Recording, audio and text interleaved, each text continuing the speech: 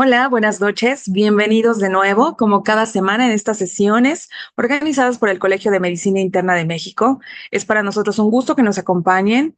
Los felicitamos por este interés que tienen en la academia. Y para nuestra sesión del día de hoy, les quiero presentar primero que nada a nuestro ponente. Él es el doctor José Arturo Martínez Orozco. Él es médico internista, infectólogo, miembro del Sistema Nacional de Investigadores CONACYT. Pertenece al grupo especializado en atención y prevención de enfermedades infecciosas. Él fue jefe de infectología y microbiología en el INER y además es speaker para la industria farmacéutica. Esta noche, él nos presenta el tema ¿Por qué vacunar a los adultos es importante? Y nos hablará sobre el abordaje y la prevención que corresponde al médico internista. Adelante con la sesión. Hola, soy el padre Pierre Joseph del Asilo de Ancianos Mi Último Amor, Madre Teresa de Calcuta. Tenemos el objetivo de acoger a abuelos que no tienen familia, algunos que tienen familia, que los familiares no pueden cuidar. Aquí nosotros atender a esos abuelos, darle una atención a esos abuelos para que esos abuelos se sienten bien en esa casa donde estamos. Pero nosotros vemos a esos abuelos como nuestros hermanos, como nuestros padres. Entonces, por eso, diario es una rutina, atendemos a ellos, darle todo lo necesario para que ellos se sienten bien, para que ellos se sienten en familia, para que ellos se sienten en casa. Aquí preparamos la comida para los 57 abuelos que tenemos en el asilo, 35 mujeres y 22 hombres. Ahí algunos caminan, algunos no caminan. Entonces esa área es aquí donde quedan ellas. Entonces ellas no suben, ellas no bajan porque no tienen tanto equilibrio. Por eso, queridos amigos, ahí nosotros en el Asilo de Ancianos Mi Último Amor, Madre Teresa de Calcuta, también tenemos un predio donde nosotros empezamos a construir y para que pasamos a los abuelos en un lugar más digno, más grande, porque donde estamos pagando renta, 25,000 pesos mensual de renta. Entonces, que Dios los bendiga y todos aquellos que escuchan estos videos, ese video que nos ayuden, que nos manda su aportación como sea y para nosotros es bienvenido. Que Dios os bendiga. Hasta luego.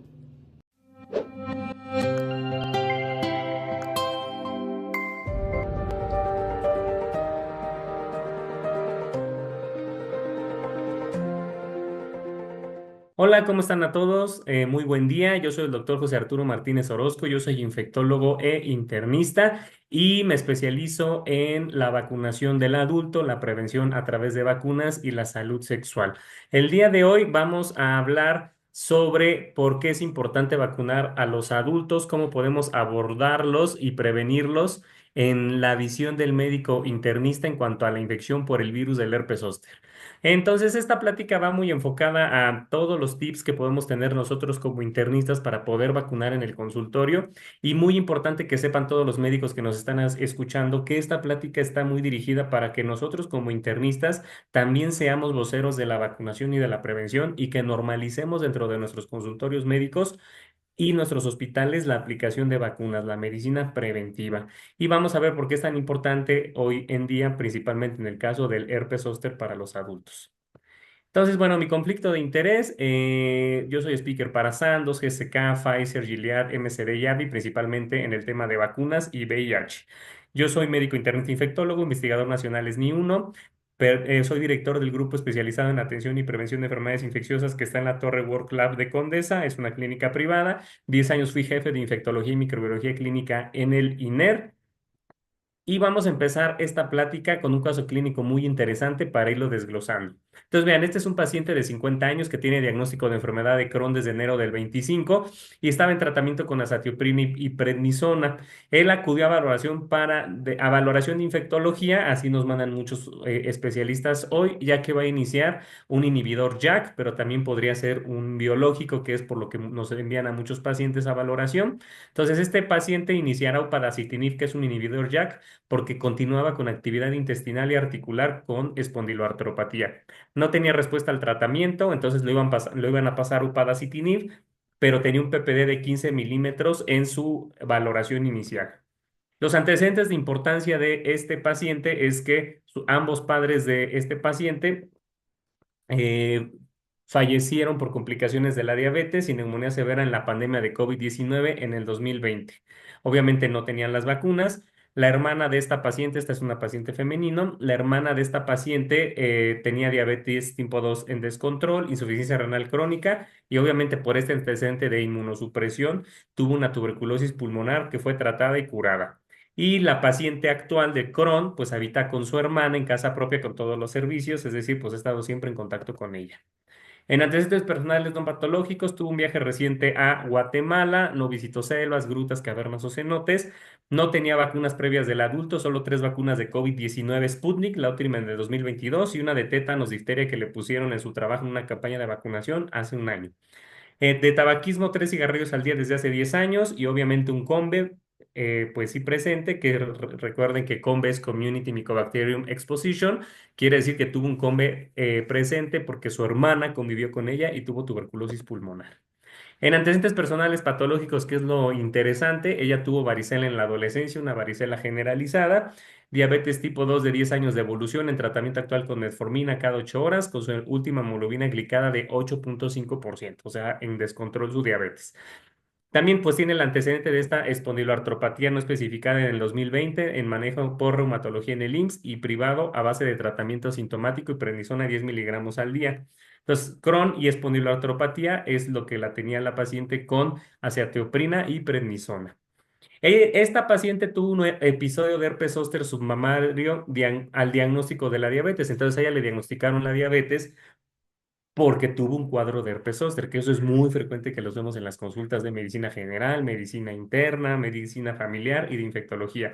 Un diabético que debuta como diabético o se le hace más bien el diagnóstico por una infección del virus herpes zóster severa de más de 1 o 2 dermatomas. Después, cuando le inician otra inmunosupresión, aparte de la diabetes, la prednisona en el 2020, a dosis de 50 miligramos, en la dosis alta, tiene una recaída severa del herpes zóster, con lo que duró con una neuropatía posherpética durante 3 años, la cual ya remitió con el paso del tiempo. En sus laboratorios, cuando la evaluamos por este PPD reactivo de 15 milímetros, pues tenía una hemoglobina glicada de 8,5%, sus estudios prácticamente dentro de parámetros normales, marcadores de inflamación PCR y BCG elevados de 20 y de 40, una radiografía de tórax normal y su PPD de 15. Y entonces aquí le hacemos estas preguntas. En el caso de nuestra paciente, ¿qué haríamos como internistas con este PPD de 15 milímetros? Porque recordar que no siempre está a la mano el servicio de infectología y nuestra formación como internistas también involucra pues el diagnóstico de estas tuberculosis y las complicaciones del herpes zóster. Entonces, vean las opciones. Ahí está marcada en rojito la última, pero quiero que vean todas las opciones que podrían ser y vemos si realmente pueden ser correctas o no. En esta paciente iniciamos tratamiento inmediatamente con upadacitinib. Como otra opción, solicito cuantiferón y tomografía de tórax para valorar tratamiento de tuberculosis activa e iniciar el UPA. O el cuantiferón es opcional, le iniciamos el upadacitinib de una vez para su Crohn y su espondiloartropatía. Solicitamos cuantiferón y de ser positivo iniciamos tratamiento con isoniazida 9 meses o rifampicina 4 meses para tuberculosis latente y esperamos a que nos dé luz verde infectología ya para iniciar el upadacitinib. De no, y la letra E es de no contar con cuantiferón, iniciamos tratamiento con isoniazida 9 meses o rifampicina 4 meses para tuberculosis latente y esperamos a que nos dé luz verde el infecto para iniciar UPA. La F es descartar tuberculosis activa por clínica y solicitar lavado bronquiolveolar con cultivo de micobacterias y PCR GeneXpert. Y hasta que tengamos resultados de tuberculosis ya le iniciamos upadacitinib. Ninguna de las anteriores. O la última opción es la D y la E, que es iniciar tratamiento y esperar que nos dé luz verde infectología. Entonces, si se dan cuenta en todas estas opciones, lo que les quiero decir es que la paciente actualmente no le podemos iniciar upadacitinib por 2 situaciones muy importantes. La número 1 es porque tiene un combe muy intenso con su hermana que tuvo tuberculosis pulmonar y estuvo en contacto con ella. Y la otra es que tiene un PPD positivo. Esta paciente, por el mero hecho de tener un combe positivo y tener el PPD de 15 milímetros, Realmente, como dice la letra E, como en muchos lugares no tienen cuantiferón, no es muy caro. Yo ni siquiera necesito un cuantiferón para diagnosticar la tuberculosis latente porque tiene los criterios de la exposición epidemiológica más el PPD y aparte tiene la inmunosupresión de la diabetes, de la prednisona, etcétera. Entonces, aquí en esta paciente la catalogamos como tuberculosis latente y no necesitamos el cuantiferón. Pero si tú quieres ser muy estricto, tener tu PPD y tu cuantiferón, también puedes solicitar el cuantiferón y si es positivo, también de todos modos lo más seguro al 99% es que salga positivo e iniciamos el tratamiento. Recordar que hay varios tratamientos de tuberculosis latente. El que yo les recomiendo mucho es isoniazida 9 meses o rifampicina 4 meses para no combinar dos fármacos hepatotóxicos y que no interactúan con otros medicamentos como los que toma la paciente. Todas las demás opciones no pueden ser viables con la paciente porque si ustedes inician upadacitinib, inmediatamente la paciente esa tuberculosis latente la va a hacer activa y va a ser una tuberculosis no solamente pulmonar, a lo mejor ganglionar, diseminada, sistema nervioso. Otra cosa muy importante es que la paciente sí tiene antecedente de exposición y PPD reactivo, pero no tiene ninguna clínica de tuberculosis activa, por lo que esta paciente no requiere un diagnóstico o estar haciéndole la búsqueda intencionada de tuberculosis activa si tiene una radiografía de tórax normal. Y esta paciente no necesitamos hacerle cultivos y todo para iniciar el tratamiento y después el upadacitinib. Entonces, bueno, y entonces por eso la D y la E son correctas. O sea, iniciar tratamiento, catalogarla como TB latente y ya que si cumpla ciertos meses con el tratamiento, de preferencia uno o dos, depende del esquema, ya puede iniciar el upadacitinib sin problema. Entonces, pues aquí está la justificación a todas estas preguntas y a todas estas respuestas de la pregunta. Es una paciente con alto riesgo de tuberculosis latente, ya que vive con hermana que tuvo tuberculosis pulmonar, tiene diabetes en control irregular, toma prednisona y acetoprina, por lo tanto el PPD se considera una prueba positiva de tuberculosis latente. Podemos agregar a nuestra paciente cuantiferón para confirmar diagnóstico, pero no es obligatorio, ya que tiene todos los criterios para el diagnóstico de TB latente y todos los criterios para inicio de tratamiento antituberculosis. Entonces, aquí tienen ya los esquemas. Recuerden que también hay un esquema cortado que es rifapentina, que es por 12 semanas, una vez a la semana, pero no lo tenemos desafortunadamente en México. Entonces, aquí tenemos algunos estudios que pueden ver ahí la bibliografía de la seguridad de UPA, metotrexate y algunos biológicos. Y en cuanto a la dosis, que puede ser de 15 o de 30 miligramos para Crohn, psoriasis, espondiloartropatías, el UPA que está ahorita de moda. Y vean cómo cuando damos upadacitinib en pacientes bien catalogados como TB latente, el riesgo de tuberculosis activa es bajito. También, obviamente, el upadacitinib puede dar mucho riesgo de otras infecciones oportunistas y lo más importante, vean aquí, marca HZ como el herpes zóster. Entonces, estos biológicos o estos inhibidores JAK estos medicamentos modificadores de la enfermedad, también pueden aumentar el riesgo de otras infecciones oportunistas como el herpes zóster o la tuberculosis si no son bien catalogados los pacientes. Y entonces, la siguiente pregunta con esta paciente. ¿Debo vacunar a mi paciente con la nueva vacuna contra el herpes zóster recombinante? La opción A es no porque ya le dio 2 veces y generó inmunidad natural. B, no porque no le va a ayudar ya que está inmunosuprimida o está con inmunosupresores. C, sí porque tiene alto riesgo de recaída multifactorial. Y D, no hay riesgo alto de herpes zóster con upadacitinib, no la necesita. Y E, sí, pero solo aplicaré una dosis. Entonces, como pueden ver aquí, la opción y la respuesta correcta es sí, sí y sí es obligatorio en esta pobre paciente que le pongamos su vacuna recombinante contra el herpes zóster porque le dio 2 veces el herpes zóster y le dio horrible. El primero pues fue en dos dermatomas y el segundo fue una recaída más severa con una neuropatía de 3 años, que su calidad de vida le afectó bastante. Entonces, aquí algo muy importante es que deben de saber que sí, porque tiene un riesgo muy alto de una recaída, pero multifactorial. ¿Qué es multifactorial? Todos los antecedentes que acabamos de comentar. Eso de no vacunarla, que es la letra A, B y C, la verdad es que tache, porque todas pacientes con antecedente de herpes zóster y más o recaídas tienen un riesgo de una más severa y con inmunosupresión hasta que se disemine el herpes zóster y pueda ser una vasculitis herpética. Entonces, y principalmente una vasculitis del sistema nervioso central. Entonces, por eso, la opción A, B y D, de que no hay riesgo de herpes y que no hay que vacunar, sí hay mucho. Y en la última, sí, pero solo aplicaré una dosis, pues no, hay que poner las dos dosis para evitar arriba del 98% de que no tenga una recaída en el futuro y principalmente que no vuelva a caer con neuralgia posherpética. Y entonces, en resumen, la paciente cumple con todos los criterios para poder tener una recaída muy severa de herpes zóster, que son, número uno, diabetes 2 descontrolada, número uno, Número 2, uso previo de prednisona y azatioprina. Número 3, un inicio futuro de upadacitinib, que ya vimos en la diapositiva previa que se asocia muchísimo a una recaída alta o a riesgo de que tengan herpes más neuropatía posherpética. La cuarta, tiene una edad mayor a 50 años la paciente. La quinta, tiene una enfermedad reumatológica con enfermedad inflamatoria intestinal que se consideran inmunosupresores de base. Entonces ya con estas cinco, la pobre es que está a dos de que le dé una tercera recaída si no la vacunamos tempranamente. Por lo que debe de vacunarse con la vacuna recombinante 2 dosis, de preferencia una dosis inicial y la segunda entre el primero y el tercer mes de aplicada la primera dosis. Normalmente la indicación es la dosis inicial a los 3 meses, pero la podemos adelantar tan rápido como un mes. Cuando hoy tenemos pacientes como este caso que están muy inmunocomprometidos y que el riesgo está mega latente que en las siguientes semanas o meses vaya a ser herpes zóster, podemos adelantar nuestra dosis de la vacuna al siguiente mes, al mes de la aplicación. Entonces, los pacientes inmunocomprometidos y de urgencia para vacunación se recomienda el esquema cero y el refuerzo al mes. Efectiva, con una efectividad mayor al 95% para prevenir recaída y neuropatía posherpética. Pueden iniciar el upadacitinib estos pacientes o el biológico inmediatamente después de la segunda dosis de vacuna si es urgente o 2 semanas después de la segunda dosis para que tengan esa buena respuesta inmunológica que hace la vacuna.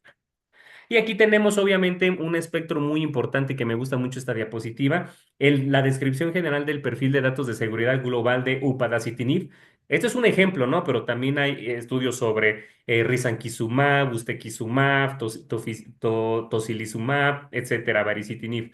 A lo que voy es que vean, UC, que es colitis ulcerativa, el estudio anuncio, que es para la espondiloartropatía, el estudio COMO, que es para artritis psoriásica, el estudio RA, que es para artritis reumatoide, y PCA2, que es para psoriasis con artritis, pero principalmente psoriasis, todos estos estudios han evidenciado que upadacitinib 15 versus 30 miligramos, sea lo que sea, hay mucho riesgo, como pueden ver ahí en todos estos cuadritos, de que tengan infecciones graves y oportunistas, principalmente respiratorias, y el herpes zóster.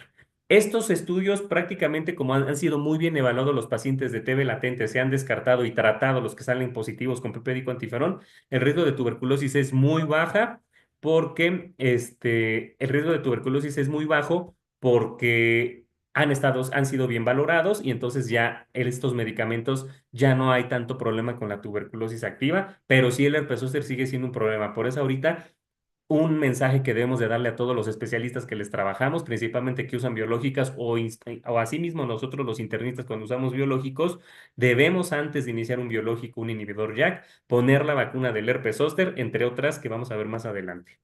Continuando con este caso clínico súper interesante, les voy a poner pues la realidad. En caso de no tener acceso a la vacuna, que es no tener el acceso a la vacuna, que no le alcanza a la paciente, que nomás tiene para una dosis, que no tiene para el tratamiento completo, o que le están tratando a nivel público y que tú no le puedes poner la vacuna porque no hay a nivel público. En caso de no tener la vacuna y que la paciente de mala suerte en el proceso de valoración para iniciar upadacitinib ya ahora sí presenta el tercer cuadro de herpes, ¿qué tenemos que hacer? Porque así les pasa a muchos pacientes, están esperando la vacuna o están tratándose en el gobierno y no hay, y ¡zas! Sale la tercera recaída, la segunda o el primer herpes zóster. Y así le pasa a nuestra paciente.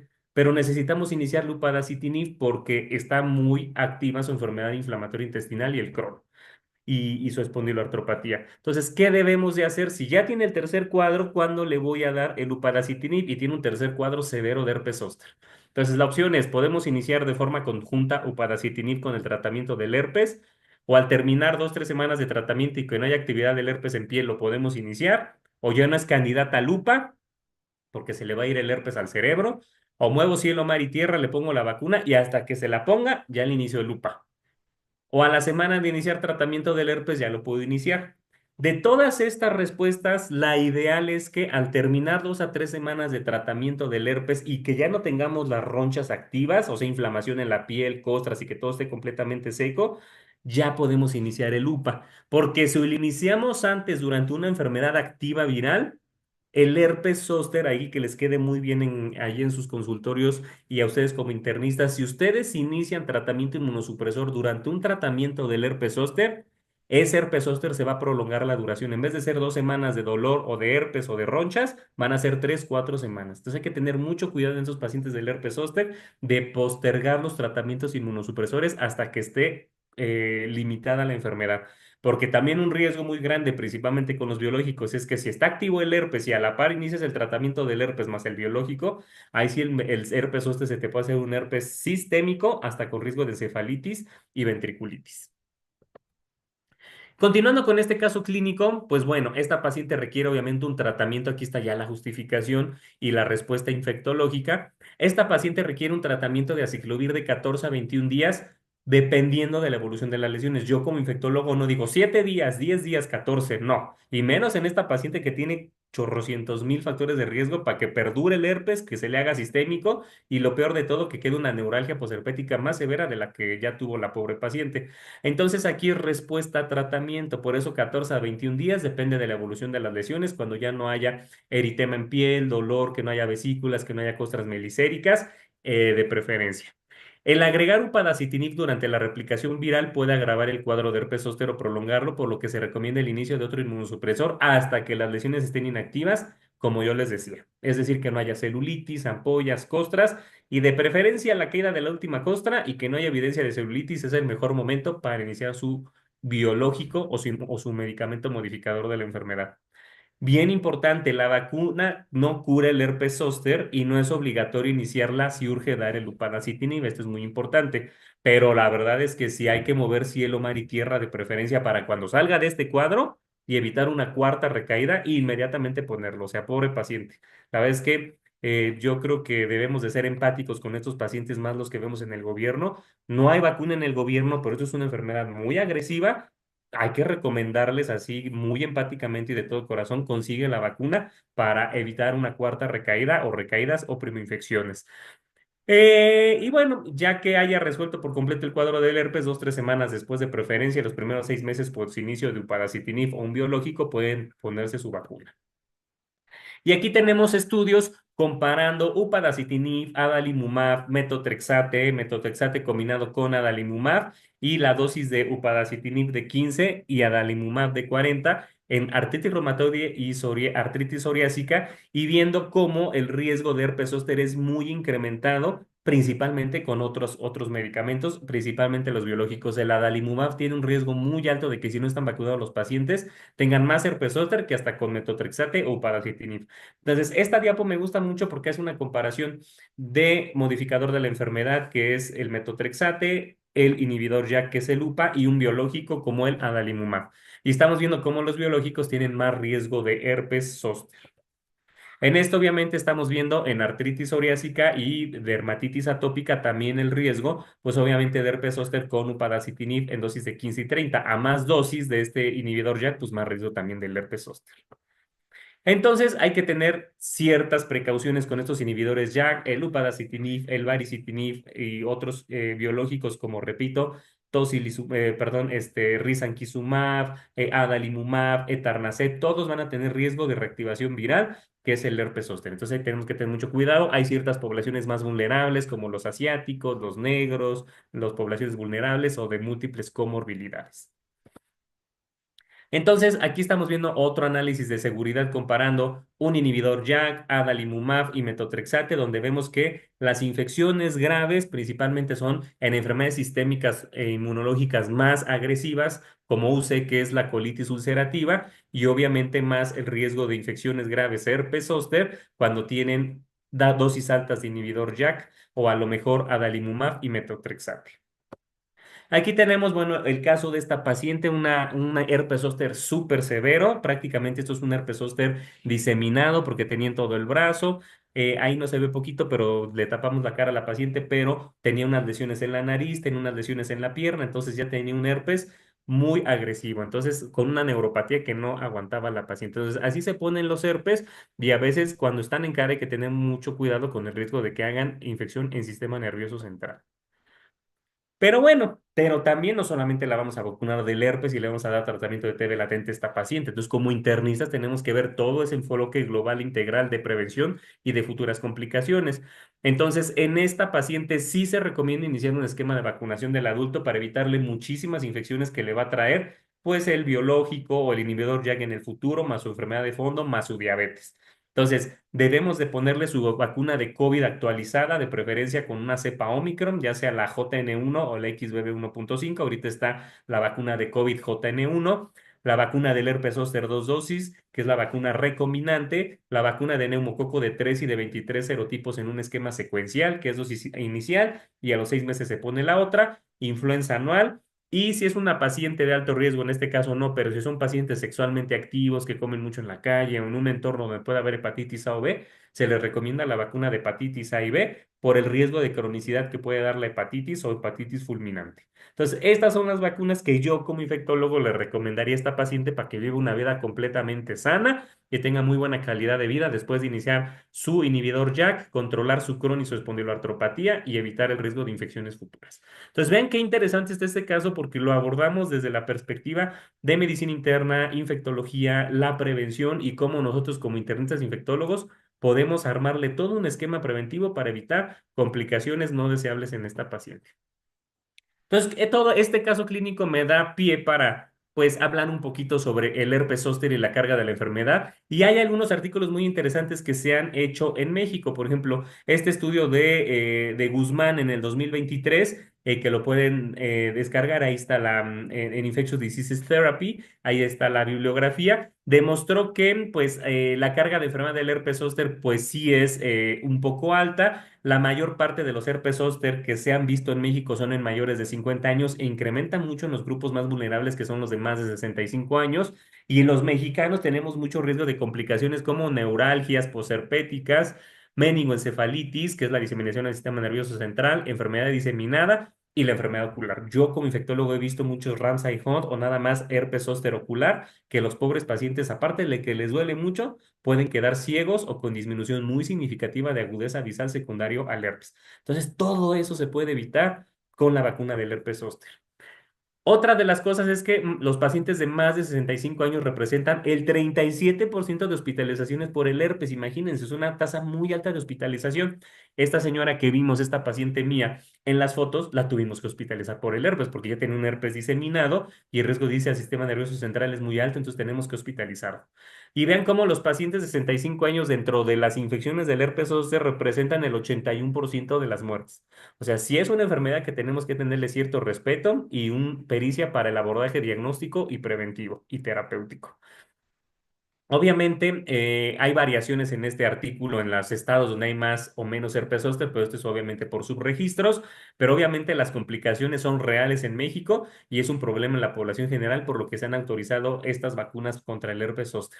Necesitamos más estudios para ver los beneficios futuros de las estrategias de vacunación y ojalá un día esta vacuna realmente, que es muy importante, esté a nivel de Secretaría de Salud a nivel público para poder mejorar la calidad de vida de nuestros pacientes de más de 50 y principalmente de más de 75 años. Este es un estudio que se realizó entre el 2011 y 2020. Incluyeron visitas a urgencias, hospitalizaciones, muertes. Se utilizaron códigos de clasificación, los CIE-10, para identificar bien los casos. Y bueno, se calculó en este estudio pues la estadística acumulada. Entonces aquí estamos viendo todos los casos de herpes zóster por año desde el 2011 al 2020 y estamos viendo básicamente que en toda la población hay herpes zóster, o sea, hasta desde niños, adolescentes, adultos. Obviamente la carga de la enfermedad más grande, como pueden ver en la gráfica, está en los pacientes desde 50 hasta 90 años. O sea, es la carga más grande de enfermedad. Y estamos viendo aquí que las regiones más afectadas pues puede ser las regiones con más población, que es Jalisco, la Ciudad de México, Veracruz. Pero bueno, esto puede ser también un subregistro de casos en otros estados. Y aquí estamos viendo las hospitalizaciones relacionadas al herpes zóster. Y estamos viendo cómo también la carga más grande de hospitalizaciones es en los pacientes entre 50 y 90 años de edad. Obviamente, en los últimos años, pues es donde ha habido un registro todavía mucho más grande. En años de pandemia no hubo tanto registro, pues ya sabemos todos, porque en la pandemia no hubo tanto registro de muchas enfermedades. Obviamente, las complicaciones más frecuentes en este estudio mexicano es neuralgia posherpética, enfermedad ocular, meningoencefalitis y enfermedad diseminada. La estancia hospitalaria, vean, puede ir desde 3 hasta 14 días y el que da más hospitalización, pues es la encefalitis, que mínimo los tenemos que tratar a veces con 10 a 15 días de tratamiento intravenoso.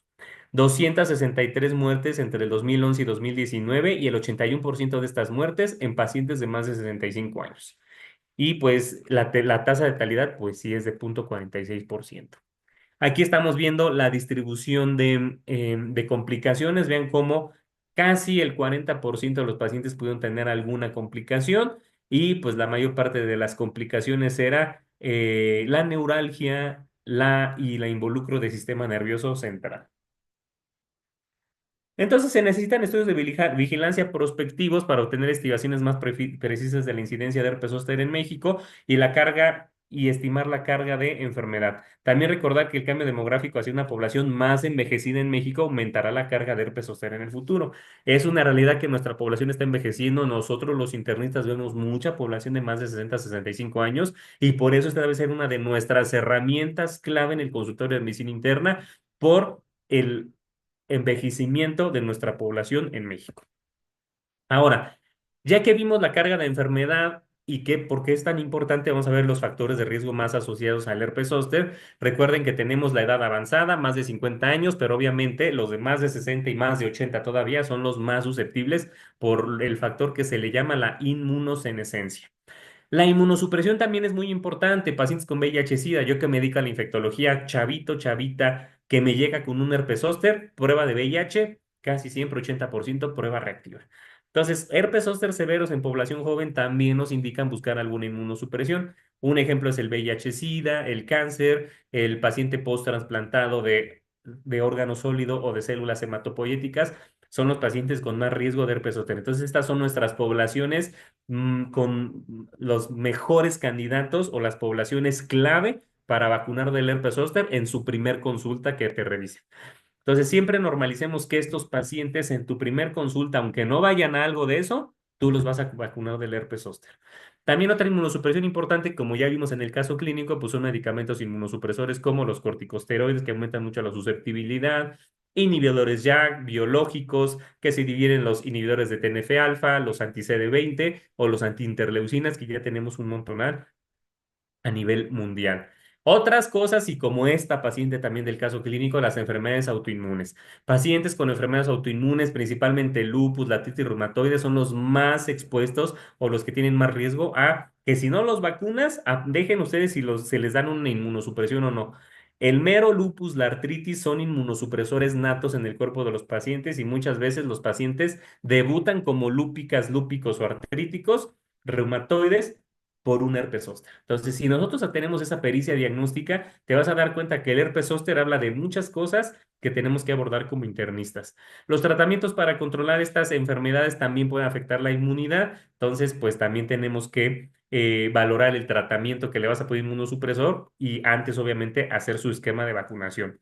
El cáncer, las neoplasias, ciertos cánceres, pero en general todos, pero más los que afectan el sistema inmune como linfomas, pues son los que más tienen riesgo. Linfomas Hodgkin o Hodgkin o los Burkitt's tienen mucho riesgo de presentar como un herpes zóster y así hacemos los diagnósticos los infectólogos. De repente nos llegan jovencitos llenos de ganglios con un herpes zóster, dices eso es VIH, pero pues no, es un linfoma que ya tiene tan afectado el sistema inmunológico que está presentando un herpes zóster. Em, También en las neoplasias enfocamos los tratamientos oncológicos porque todas las quimioterapias, principalmente las CHOP, son las que se asocian mucho a riesgo incrementado del herpes zóster.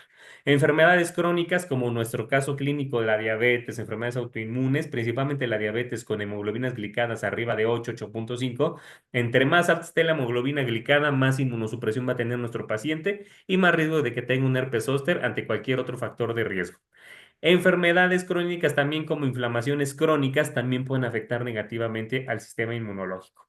Y aparte de todas estas enfermedades, los factores desencadenantes que también son inmunosupresores, el estrés muy severo, algún problema que haya tenido el paciente que le haya generado mucho estrés y niveles altos de cortisol en sangre, la exposición al sol, al calor muy fuerte, porque también eleva el cortisol en sangre, esa exposición, hacen que se inmunosupriman los pacientes y tengan más riesgo de que después de este estrés fisiológico puedan desencadenar un herpes zóster.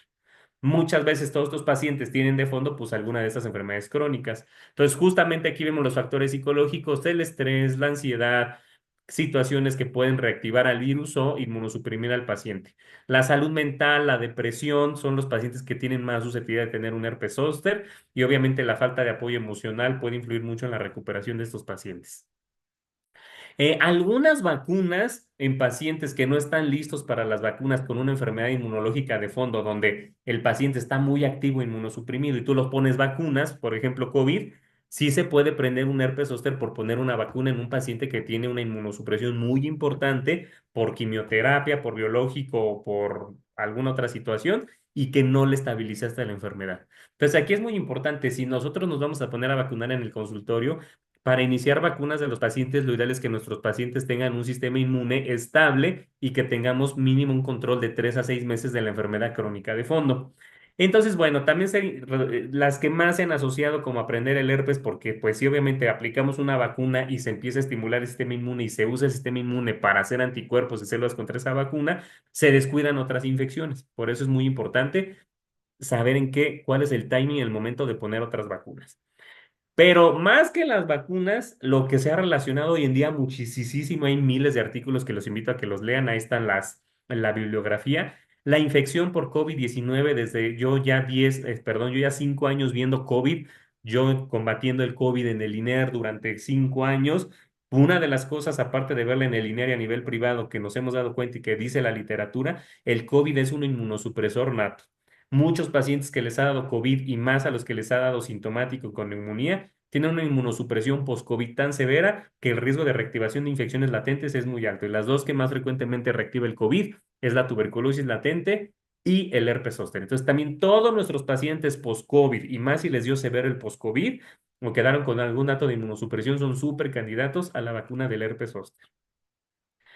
Entonces, ¿cómo podemos prevenir, recomendar o hacer otras recomendaciones? Pues primero la vacunación, ¿no? Considerar vacunación todos obligatoria a mayores de 50 años, todos los demás de 18 años si tienen alguna inmunosupresión. Obviamente tenemos que ver el estilo de vida de nuestros pacientes, siempre decirles dieta, el ejercicio, controlar sus enfermedades de fondo, tomar sus medicamentos prescritos. Obviamente controlar la parte psicológica, el estrés psicológico mediante técnicas de relajación, enviarlos al psicólogo, psiquiatra, porque es muy importante la parte de salud mental para el herpes zóster. Y siempre estar monitoreando los síntomas del herpes zóster, principalmente después de una infección de COVID o de alguna de estas enfermedades que acabamos de ver. Entonces, la vacunación va a reducir mucho el riesgo, pues, de herpes zóster y, pues, son muy recomendadas en los pacientes. Si nosotros queremos corroborar que el paciente en algún momento tuvo varicela, se le puede hacer una IgG para el herpes zóster, pero a diferencia de la vacuna vieja que teníamos contra el herpes zóster, esta vacuna no necesitamos corroborar si el paciente tuvo o no varicela en la infancia. No es una contraindicación porque a veces sale más caro el estudio que aplicarles la vacuna a los pacientes y es una oportunidad perdida de vacunación en el consultorio. Pero aquí viene otra parte interesante para nosotros los internistas. ¿Cuáles son los retos del herpes zóster en la medicina interna? Entonces, la reactivación del virus de la varicela zóster puede provocar eventos cardiovasculares e inflamar y remodelar las arterias cerebrales. Entonces, vean cómo el herpes vive en el sistema nervioso central, principalmente en el cerebro, en los ganglios neuronales y en la médula espinal en algunas zonas de la sustancia blanca y gris, pero principalmente está en el encéfalo y en los ganglios neuronales. Cuando se activa el herpes zóster porque ya no hay una contención por el sistema inmunológico, empieza a replicar el virus y hay un montonal de anticuerpos en la zona del sistema nervioso central. Todo ese acúmulo de detritus celulares, anticuerpos, cápsides, empieza a ser una inflamación arteriolar que puede llevar al acúmulo de pues no es como un ateroma porque no es grasa, sino es inflamación con coágulo y puede haber una íntima engrosada, una membrana elástica interna interrumpida y puede haber trombosis y una remodelación de las arterias, o sea que las hace más pequeñas.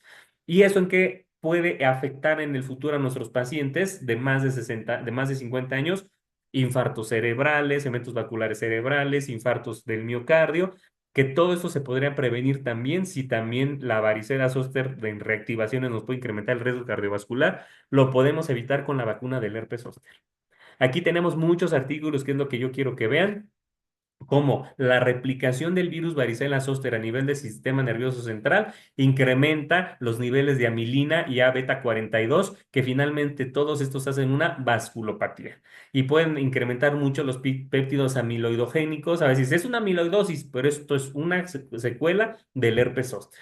Entonces, todos estos péptidos amiloidogénicos y amiloides en el sistema nervioso central se han encontrado mucho en el sistema nervioso de pacientes de 1, 2 y 3 recaídas y que condicionan una inflamación arterial persistente. Y la inflamación arterial persistente no solo es riesgo aumentado de enfermedad vascular cerebral, ni infartos al miocardio, ni enfermedad vascular periférica, que esos son tres complicaciones que podría dar el herpes zóster si no los vacunamos a los pacientes. La otra cosa importante que vamos a ver aquí, miren, vean, aquí estamos viendo virus varicela zóster alrededor de las neuronas y vean cómo donde hay virus varicela zóster se hacen todos estos cuerpos amiloideos y es depósito de cosas del sistema nervioso que pueden afectar la conducción neuronal. Entonces aquí estamos viendo donde dice en las fotitos BZB, es el virus varicela zoster alrededor de las neuronas, cómo está haciendo estos hilos, y en un modelo de no infección de varicela zoster, como alrededor de las neuronas no se ve ningún depósito de este amiloide. Clínicamente, ¿cómo se traduce esto? En enfermedades cardiovasculares, pero también en enfermedades neurodegenerativas que vamos a ver más adelante. Entonces, ¿qué otras asociaciones se ha visto del herpes zóster y la enfermedad cardiovascular? Entonces vean cómo los factores de riesgo para herpes zóster es la misma enfermedad cardiovascular te va a dar riesgo de herpes zóster, la artritis reumatoide, la falla cardíaca. Todos estos pacientes tienen mucho riesgo de tener herpes zóster por la condición clínica, pero si les da el herpes zóster también tienen el riesgo de que estos cuatro pacientes tengan más impacto en su sistema cardiovascular, llevándolos a falla cardíaca, en eventos vasculares cerebrales, infartos al miocardio. Otras enfermedades que también se pueden asociar mucho al herpes zóster, el BSET, el uso de infliximab, los corticoides, el lupus. Entonces vean aquí esta gráfica, me gusta mucho cómo el herpes zóster tiene que ver con el herpes zóster tiene que ver mucho con una afección sistémica en nuestros pacientes. Entonces vemos cómo el herpes zóster es un ir y venir de EBC, infarto al miocardio y falla cardíaca. Tanto esas condiciones nos pueden predisponer al herpes zóster, tanto el herpes zóster, ya que le dé 1 o 2 veces al paciente, te puede aumentar el riesgo de estas o complicar estas enfermedades. La diabetes, hipertensión, dislipidemia, hiperuricemia, insuficiencia renal crónica te llevan a estos eventos cardiovasculares que estamos viendo, pero también obviamente si los tienes hay riesgo de herpes zóster. El fumar, el EPOC, el asma, el cáncer, las enfermedades reumatológicas te dan mucho riesgo de herpes zóster. Linfomas, leucemias, mucho riesgo de herpes, pero también que el herpes pueda complicar los linfomas y las leucemias en la parte cardiovascular. Obviamente, el herpes zóster, aquí vemos en todo esto, pues puede dar vasculopatía, miocarditis por varicela, bloqueos auriculoventriculares, arritmias o muerte súbita. Y hay muchas otras complicaciones que no conocemos o que desconocemos o que no evaluamos en nuestros pacientes del herpes zóster. La neuralgia posherpética, la meningoencefalitis, la mielitis, queratitis, neumonía, endocarditis, arteritis de células gigantes, infección bacteriana agregada de la piel, los impétigos que pueden hacer celulitis, síndrome de Guillain-Barré también la propia varicela zoster te lo puede dar, la enfermedad de Alzheimer y la demencia. Entonces, esto me da pie para las siguientes diapositivas, que el Alzheimer y la demencia se han asociado muchísimo a infecciones recurrentes asintomáticas de herpes zóster en el sistema nervioso central. Entonces, pacientes con múltiples factores de riesgo para tener reactivación del herpes, aunque no tenga lesiones externas, puede tener replicaciones virales en el sistema nervioso central que nos lleven a Alzheimer y demencia. Entonces, bueno, aquí estamos viendo justamente que la historia ya de varios cuadros de herpes zóster puede dar riesgo de EBC, enfermedad coronaria y cardiovascular. Y vean cómo la mayor parte de los estudios se ve que entre 5 y 10 años después de la infección, el riesgo es muy alto asociado a herpes zóster. Y entonces, bueno, aquí otra cosa que quiero comentar es que hoy en día pues tenemos una evidencia importante que se está generando en la literatura de que el riesgo de enfermedad de Alzheimer y demencia, y principalmente la demencia con cuerpos amiloides se puede reducir con la vacuna del herpes zóster o quitando los cuadros de repetición del herpes zóster. Entonces está habiendo mucha evidencia de que como la vacuna de herpes zóster puede ser neuroprotectora para evitar estas enfermedades neurodegenerativas. Y justo esto me da paso para hablar un poco de la vacuna recombinante contra el herpes zóster, que recuerdan que la vacunación de los adultos no solo es herpes zóster, sino hay muchísimas vacunas del adulto y no solo es para prevenir enfermedades, sino es para preservar la independencia, la salud y la calidad de vida. Vean cómo se pueden prevenir hoy en día en los adultos más de 16 enfermedades. Las que yo más aplico en el consultorio para mis adultos de más de 50 años, las vemos ahí. Herpes zóster, difteria, papiloma, ponemos meningitis, ponemos influenza, ponemos neumococo, ponemos tétano, ponemos tosferina, hepatitis A, hepatitis B y COVID. Todas estas son como las básicas del adulto. Ya si son poblaciones especiales, pues valoramos varicela si no les ha dado, sarampión si están en riesgo, por ahorita el brote de sarampión que hay a nivel mundial, principalmente en nuestro país. A veces valoramos parotiditis y ya pronto llegará la vacuna del virus incisional respiratorio, que también está hecha para nuestros adultos de más de 50 años y que es de la misma, pues de la misma línea que también trae la vacuna recombinante del herpes zóster y que la esperamos con muchas ansias. Entonces, el esquema de vacunación de los adultos está en los CDC de Atlanta como el más completo, yo creo. Ahí vienen todas las vacunas que ustedes las pueden ver, que básicamente son las vacunas respiratorias, las vacunas de piel y las vacunas gastrointestinales. Entonces aquí estamos viendo cómo la vacuna del herpes zóster, neumococo de 13 y de 23 tipos, virus incisional respiratorio, COVID, tosferina, influenza, son como las básicas del esquema de vacunación del adulto de más de 50 años. La vacuna del herpes zóster recombinante está indicada para prevenir la infección del herpes y también muy importante la neuralgia posherpética. Y aquí como tip de internista que llevo muchos años vacunando y que hay algunos estudios en la literatura, yo les puedo decir que también la vacuna del herpes zóster cuando se la pone en un paciente que sufre de neuralgia posherpética se quita más rápido que si no le pones la vacuna. Eso se está estudiando mucho, hay algunos artículos que los invito a que los busquen en PubMed que dicen que la vacuna cuando la aplicas ayudas mucho a que no haya tanta replicación viral asintomática o sin lesiones en piel y con la vacuna contenemos esas replicaciones virales imperceptibles o no clínicas. Esta es una vacuna no viva de subunidades de glicoproteína E, utiliza un sistema adyuvante AS01B, por eso es por lo que a veces son un poquito más reactógenos los pacientes, que es reactógeno un poco más de dolor en el brazo, dolor de cabeza, dolor de cuerpo y en ocasiones fiebre.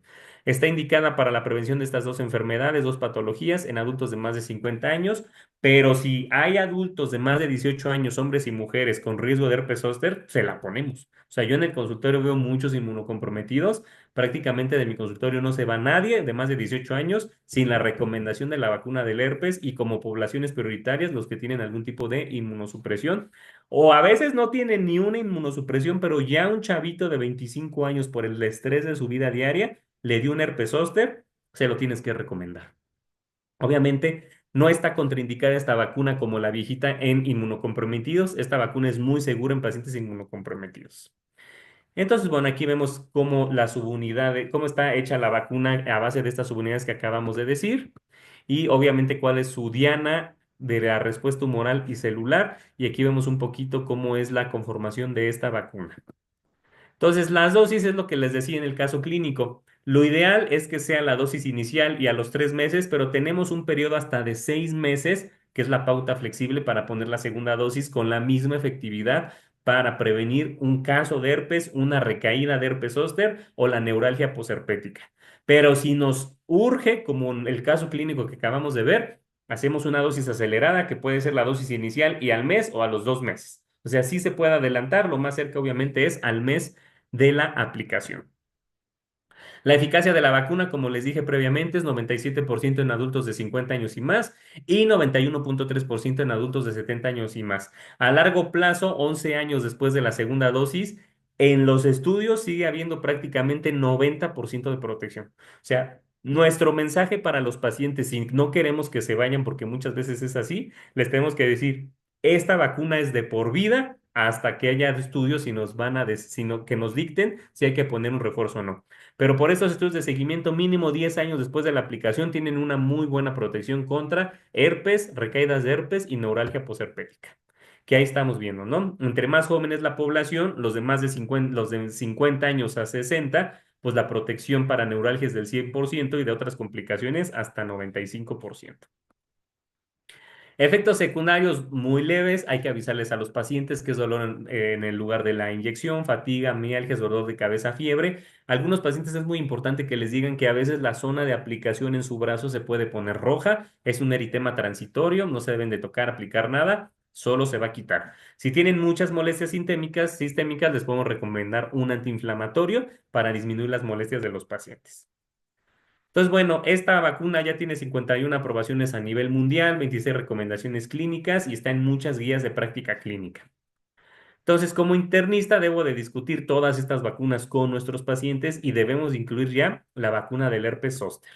Y entonces, para finalizar y como última parte de la plática, quiero enseñarles qué estrategias pueden hacer para mejorar la cobertura de vacunas en general en su consultorio, cualquier tipo de vacuna, pero obviamente muy enfocado al herpes zóster.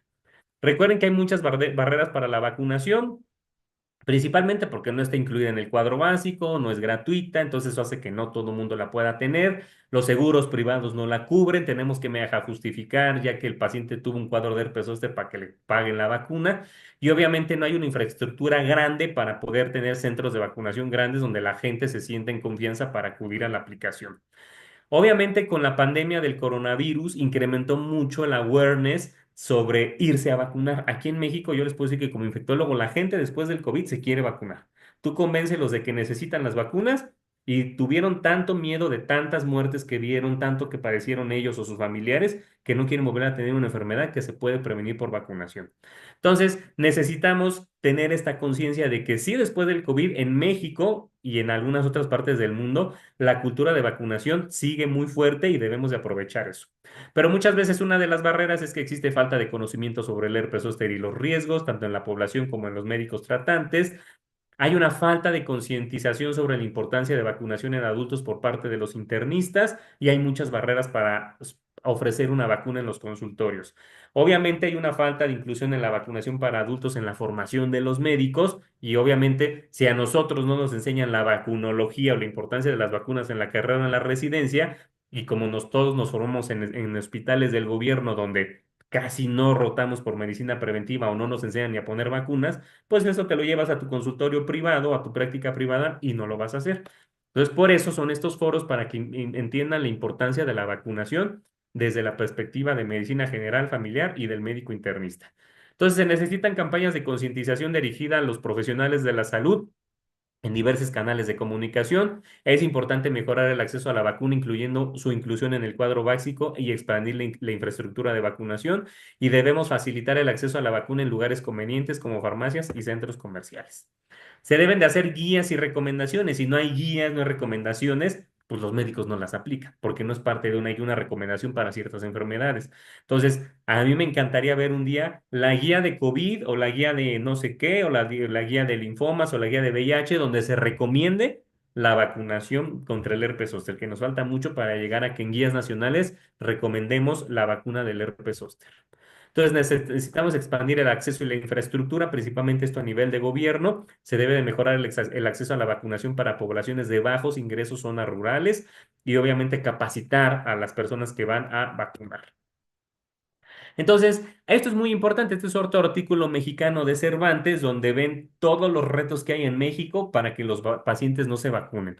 Y aquí lo más importante es que uno de los retos más importantes por lo que no se vacunen los consultorios a los pacientes es que porque los pacientes que ya les dio el herpes llegan a un diagnóstico tardío, les dan un mal manejo y normalmente los pacientes ya pasó el cuadro, ya se les pasó el susto del herpes y ya no tienen acceso a la recomendación de la vacuna.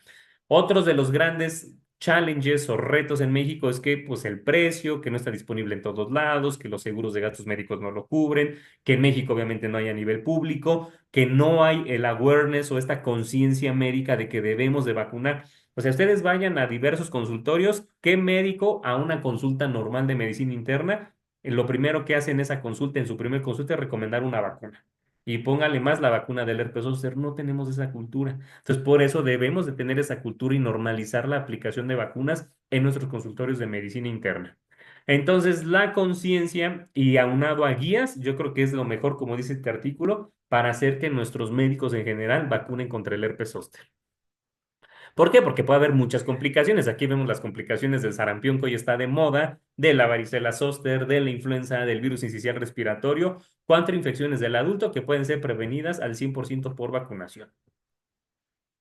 Entonces, tenemos que educar y concientizar a nuestros pacientes. Nosotros podemos tener en nuestro consultorio de medicina interna folletos, podemos tener infografías que podemos descargar de la OMS, de GSK, de los laboratorios que nos dan las vacunas. Tenemos folletitos ahí en el consultorio, los pacientes en lo que están en la sala de espera están leyendo las infografías, dicen, ¿tiene esta vacuna? Ya la vi hoy en la tele, ¿me la puede poner? Tú ni se la ofreciste y nada más con educar y concientizar en tu sala de espera, ya el paciente se quiere poner una vacuna. Y no es necesario que gastes una hora de tu tiempo en explicar una vacuna cuando el paciente ya se decidió por ver la infografía. Y si no te gusta tener papelería, puedes tener iPads o puedes tener pantallas en tu consultorio y estar pasando información del herpes zóster de la enfermedad para ir concientizando a tu paciente. En vez de ponerle las novelas o música, ponle información que le sirva al paciente para su salud futura. Lo que le vayas a ofrecer de información tiene que tener un lenguaje claro y accesible, tiene que tener un respeto a la diversidad cultural también. Tenemos que ser respetuosos de ciertas poblaciones que no quieren vacunarse. Un ejemplo, testigos de Jehová que a lo mejor no quieren vacunas, no quieren sangre. Vamos a respetar su decisión, los informamos, pero hasta ahí no los presionamos. Obviamente decirles que el herpes zóster no se transmite por un apretón de manos, por el baño, por un abrazo con ropa, por compartir los mismos platos, por un escritorio, o sea, también informar bien a los pacientes de la transmisión de este virus. Las barreras más frecuentes para que los pacientes no se quieran vacunar es porque no saben de la vacuna, la desinformación. ¿Y cómo se les quita? Teniendo información en el consultorio y ustedes dándosela, que ahorita les voy a explicar cómo. Mucho porque los pacientes no perciben el riesgo-beneficio, porque están preocupados por los efectos adversos, influencias que dicen no se ponga la vacuna, el estigma cultural, los costos, las aseguradoras, etcétera. Si ustedes no quieren poner vacunas, pueden colaborar con otros profesionales de la salud y trabajen con médicos, enfermeras y centros donde puedan ustedes referir a sus pacientes. O sea, si no quieren tener un refri en su consultorio, no tienen tiempo para poner vacunas, aunque no tengan ese tiempo, ofrezcanle la vacuna a sus pacientes y tengan ligas, tengan links, tengan redes donde puedan mandar a sus pacientes a vacunar. Y díganles, este doctor es muy bueno, te va a vacunar, te va a dar precio especial. Dile que vas de mi parte y ustedes pueden hacer hasta un convenio con otros médicos para yo te mando un paciente, me das esto, yo te doy esto y te doy esto. Entonces ya pueden hacer hasta convenios que nosotros en lo personal en nuestra clínica así lo hacemos. También siempre vamos a luchar no solo con médicos, sino con la población en general, con que no quieren vacunarse, por duda, indecisión, conflicto u oposición. Pero déjenme decirles que el enemigo número uno, más que el enemigo, la barrera número uno de por qué un paciente no se vacuna en el consultorio son los médicos. ¿Por qué los médicos? Porque no tenemos cultura, conciencia de que debemos de vacunar, de que debemos normalizar la aplicación de vacunas en el consultorio y porque, como les decía hace rato, el paciente llega a tu consulta de diabetes y lo que menos hacen es en la primera consulta es decir, ay, póngase la vacuna del herpes. No lo hacemos, no tenemos esa cultura. Entonces debemos de tener estos entrenamientos, estas pláticas para saber la importancia de la vacunación en el adulto y más en el paciente de medicina interna.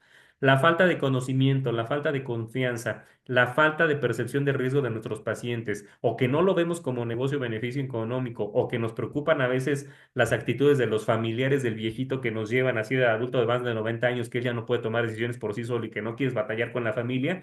Todas estas son las causas de por qué el médico no quiere aplicar la vacuna. Pero la verdad es que todo esto se quita informando al paciente, dejando la infografía, tú informándole verbalmente sobre todo lo médico y los beneficios, y los pacientes son muy abiertos, una vez informados, ellos sí se aplican las vacunas. Entonces, hay que convencer a los adultos de vacunarse contra el herpes zóster, sí puede ser un desafío, pero si nos enfocamos en varios aspectos claves para aumentar la compresión y motivación, sí se van a vacunar. Hay que explicarles los beneficios de la vacuna, la prevención, la protección a largo plazo y quitar mitos. ¿Que la vacuna tiene efectos secundarios graves? No, no se van a morir de la vacuna. Esta sí no es como la vacuna viejita, que si la ponías en pacientes muy inmunocomprometidos, te podía dar encefalitis la vacuna de virus atenuados. Esta no tiene sus efectos.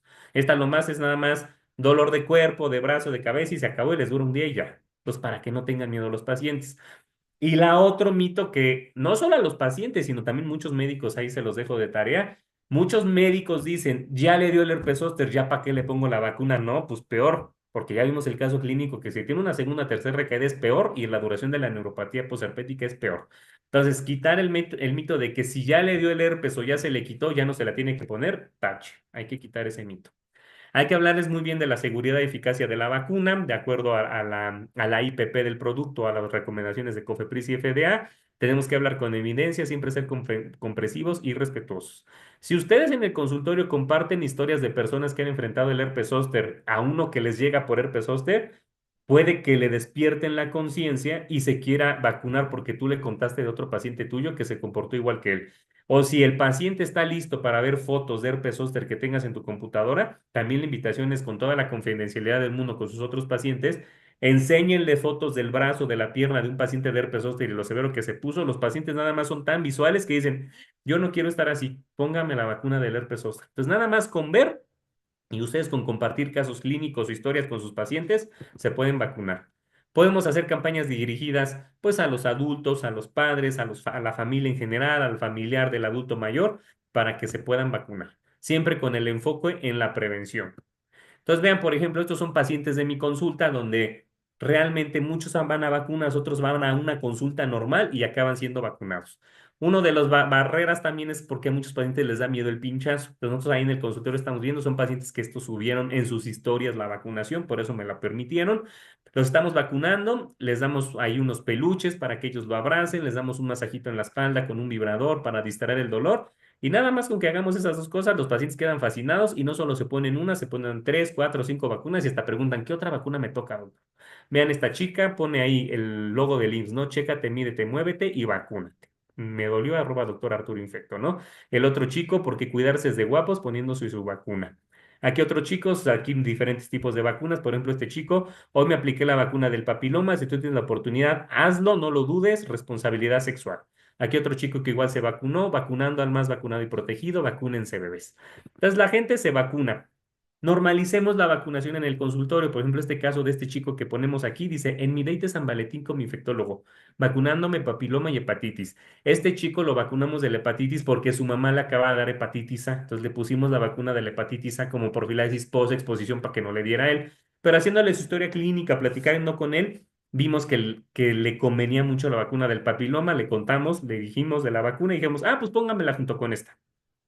Entonces, la vacuna del herpes zóster se puede aplicar el mismo día que otras vacunas o en una consulta normal. Hay muchos estudios de que la vacuna del herpes zóster se puede combinar con vacuna de neumococo, influenza, COVID, virus incisional, que es la nueva que viene, y las pueden poner de un jalón. Máximo 2, 3, 4 vacunas por sesión con 2 centímetros de separación.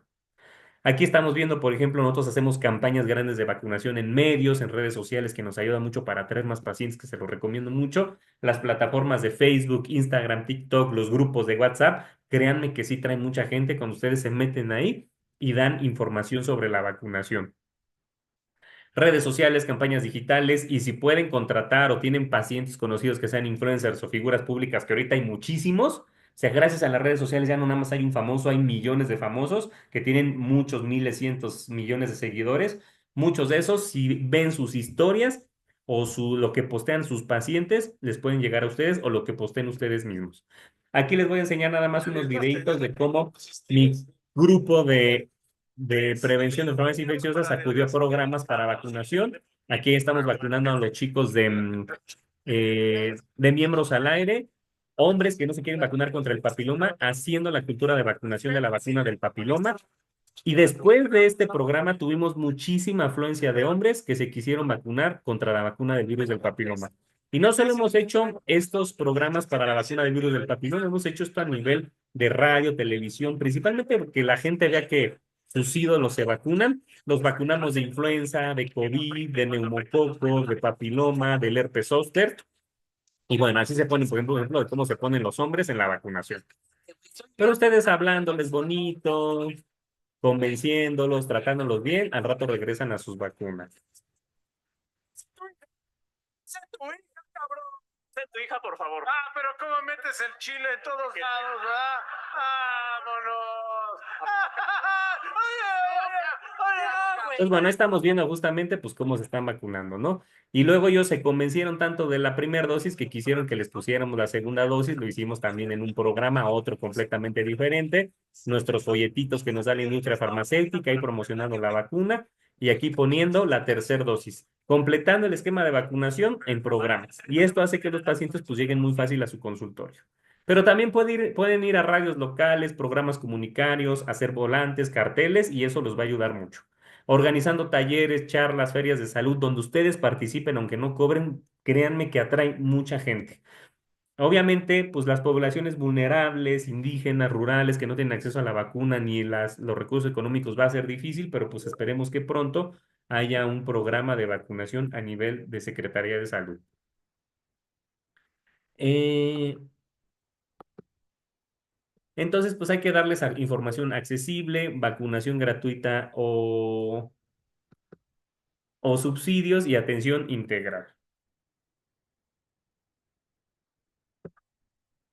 Entonces, aquí les estoy dando un ejemplo, por ejemplo, de una de las vacunas que ponemos en mi consultorio, una de tantas, porque herpes zóster y papiloma es de las que más. Pero quiero darles el ejemplo, por ejemplo, de la vacuna de papiloma en mi centro. Nosotros hemos abierto en 5 años más de 5.500 expedientes para recetar el PrEP. Para los internistas que no saben qué es el PrEP, es un tratamiento preventivo contra el VIH que se toma y te previene arriba del 99% si lo tomas antes de la actividad sexual de riesgo de no de infectarte por el virus de la inmunodeficiencia humana. Para si quieren tener más información, vamos a tener un congreso aprovechando el foro, el Congreso de la Diversidad Sexual y de la Mujer, que es en el Hotel Bel Air en agosto. Se pueden inscribir en el Colegio de Medicina Interna y los esperamos por allá. Va a estar muy bueno porque vamos a hablar del PrEP, de la prevención, vacunas, ETS, viruela del mono, de todo. Entonces, a lo que voy con esto es que nosotros tenemos más de 5.500 usuarios de PrEP y nosotros con todas estas herramientas los convencemos, aunque la vacuna del papiloma sea muy cara, porque es muy cara, más de 4.000 pesos por dosis, 90% de estos usuarios que van a recibir PrEP, nosotros los vacunamos contra el papiloma. Y 80% de estos 5.500 los tenemos con sus 3 dosis de vacuna del papiloma no navalente. Y ahorita estamos poniendo 100 a 150 dosis mensuales de vacuna nonavalente contra el papiloma. Pero no solo ponemos esas, como pueden ver abajo, estos mismos pacientes de PrEP les podemos meter hepatitis B, hepatitis A, meningitis, tifoidea, herpes zóster si son inmunocomprometidos o tienen más de 50 años, todos se llevan de cajón la recomendación de estas vacunas. Pero si ustedes no tienen esta población de PrEP, pueden tener otra población muy grande, los de más de 50 años, los de más de 65, los diabéticos, los hipertensos, consultas de TH, consulta de hombre y mujer sanos, sexualmente activos, o el que acude a otra vacuna que ustedes pueden ofrecer. Una de las cosas que les recomiendo, yo cuando llegó una vacuna nueva, la del herpes y la del papiloma, yo en vivo me puse las vacunas y los pacientes confiaron tanto en mí como vieron que su doctor se estaba vacunando, me alaban. Doctor, quiero hacer cita para la vacuna que usted se puso. El que sus pacientes vean que ustedes se vacunan y más y lo exponen en sus redes sociales, pues bueno, es algo maravilloso porque les dan más confianza a sus pacientes para acudir a su consultorio.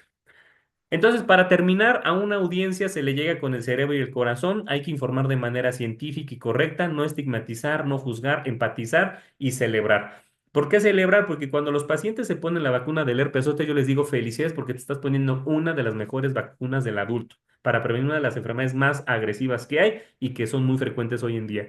Y cuando terminan su segunda dosis de la vacuna del herpes, yo les digo felicidades porque terminaste una de las vacunas más importantes del adulto y no vas a sufrir del horrible que es el herpes zóster. Recuerden que la empatía y la comprensión son clave para conectar con nuestras audiencias en riesgo, que son nuestros pacientes. Entonces aquí les dejo información de seguridad de la vacuna del herpes zóster recombinante. Obviamente dudas, preguntas o algo que tengan defectos adversos severos pueden reportarlo. Ahí están los números de GSK. Yo me despido, muchísimas gracias por escucharme. Seguramente no va a haber mucho tiempo para dudas, preguntas, pero lo que necesiten, mis redes sociales están aquí, @drarturoinfecto. Me pueden mandar mensajitos de dudas de cómo montar un centro de vacunación. Si no pueden vacunar ustedes, pueden mandarme a sus pacientes para vacunas o los puedo redirigir con otros médicos. Si tienen necesidad de proveedores para vacuna, yo les puedo pasar el dato de cuáles son los proveedores que más les quedan cerca. Yo tengo contacto con GSK y hacemos una red para que ustedes sean voceros y pongan centros de vacunación en sus consultorios. Muchas gracias por su atención. Les recuerdo, soy el doctor José Arturo Martínez Orozco, infectólogo internista y especialista en vacunología, porque me encanta la prevención como médico internista e infectólogo. Muchas gracias por su atención y les recuerdo, los veo en el Congreso de la Diversidad Sexual y de la Mujer, que será en agosto en el Hotel Bel Air, organizado por el Colegio de Medicina Interna de México. Allá los esperamos con temas maravillosos. Muchísimas gracias.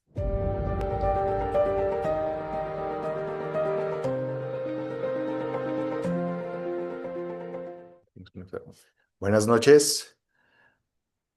Buenas noches a todos. Un placer estar nuevamente con ustedes el día de hoy. Un gusto que nos acompañen nuevamente como cada semana en la sesión semanal del Colegio de Medicina Interna de México.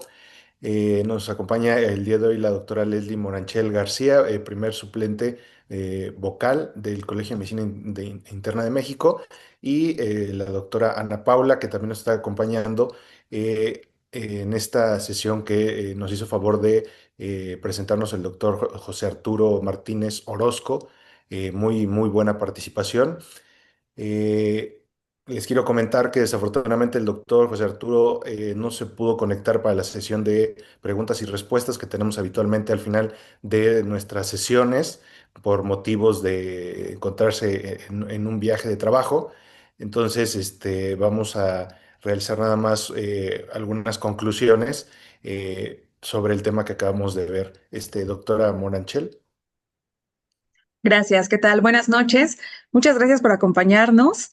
Queremos agradecer, por supuesto, a todos los que se conectan de nuestras filiales. Es muy importante para nosotros la participación de todos y cada uno de ustedes. Y por supuesto también la participación internacional siempre es hacerla notar, porque esto significa que lo que hacemos en este colegio se está haciendo bien.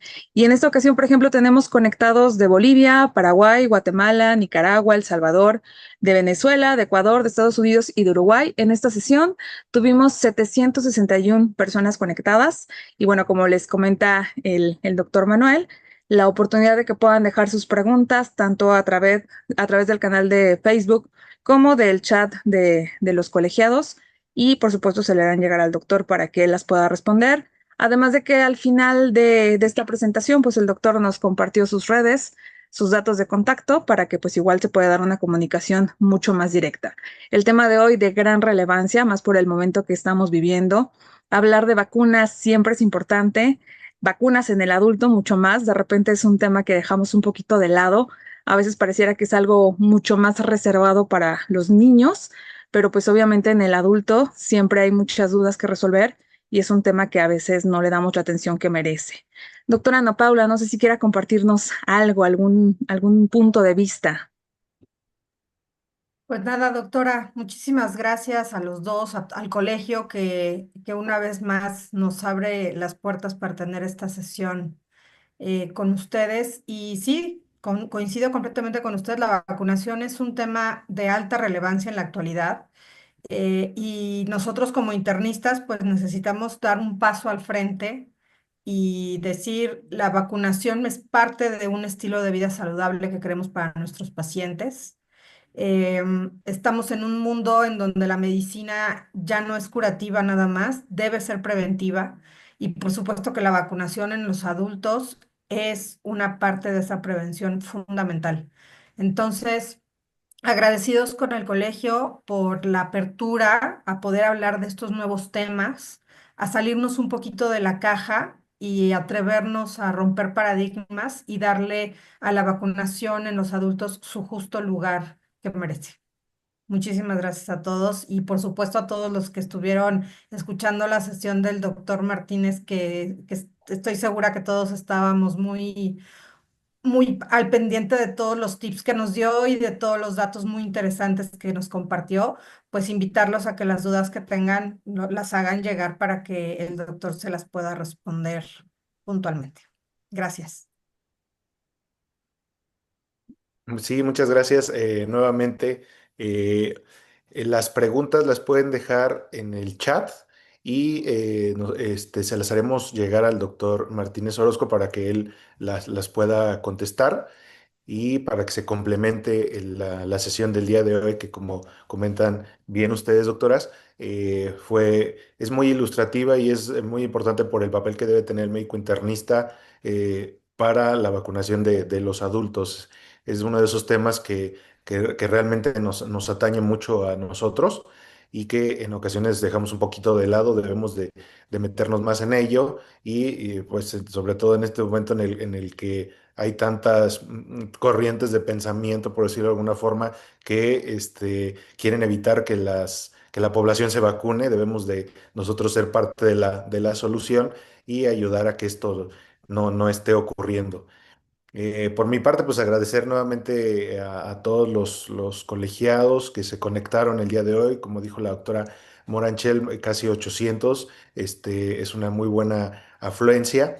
Y agradecer también a las personas más allá de nuestro país que también tuvieron la oportunidad de conectarse.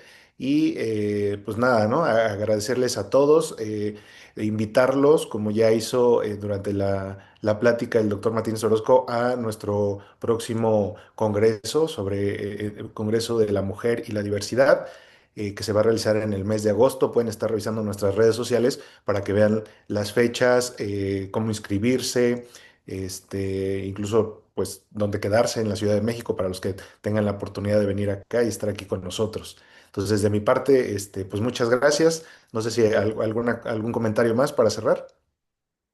No, no, no, solamente invitarlos a que sigan al pendiente de nuestras redes. Ahí también ya van a encontrar el programa de este próximo congreso. Pueden empezar a ver cuáles son los temas que les interesan y pues ojalá tengamos una buena afluencia porque es un congreso que se ha pensado mucho para los tiempos actuales y que creo que puede ser de mucho interés para la gran mayoría de nosotros como internistas. Muchas gracias a todos. Nos Que vemos. tengan una excelente noche.